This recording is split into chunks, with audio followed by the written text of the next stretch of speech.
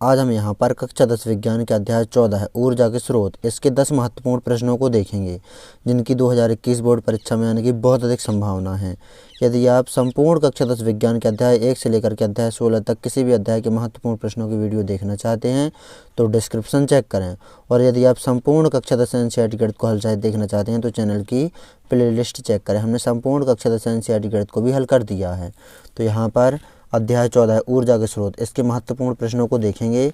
तो पहला प्रश्न है ऊर्जा के नवीकरणीय स्रोत, इसकी परिभाषा लिखिए। दूसरा प्रश्न है सौर कुकर का उपयोग करने के क्या लाभ तथा क्या हानियां हैं।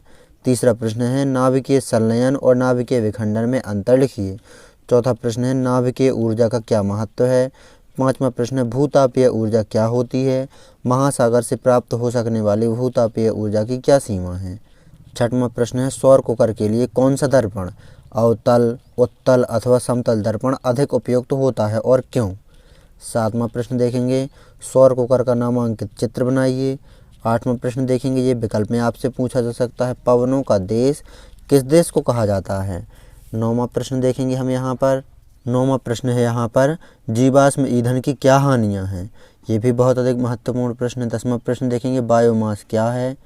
11वां प्रश्न देखेंगे पवन चक्की के द्वारा किस प्रकार ऊर्जा प्राप्त की जाती है, ये भी बहुत अधिक महत्वपूर्ण प्रश्न है। 12वां प्रश्न देखेंगे ऊर्जा का उत्तम स्रोत किसे कहते हैं, ये भी बहुत अधिक महत्वपूर्ण प्रश्न है। 13वां प्रश्न देखेंगे उत्तम ईंधन किसे कहते हैं, ये भी बहुत अधिक महत्वपूर्ण प्रश्न है। इस प्रकार आपको अध्याय 14 है ऊर्जा के स्रोत, इसके 13 महत्वपूर्ण प्रश्नों को अच्छी तरह से तैयार कर लेना है, नोट कर लेना है। इन प्रश्नों की 2021 बोर्ड परीक्षा में आने की बहुत अधिक संभावना है। डिस्क्रिप्शन जरूर चेक कर लेना। यदि आप संपूर्ण कक्षा 10 विज्ञान के अध्याय 1 से लेकर के अध्याय 16 तक किसी भी अध्याय के महत्वपूर्ण प्रश्नों की वीडियो देखना चाहते हैं, और चैनल की प्लेलिस्ट भी चेक कर सकते हैं आप यदि आप संपूर्ण कक्षा 10 एनसीईआरटी गणित को हल सहित देखना चाहते हैं।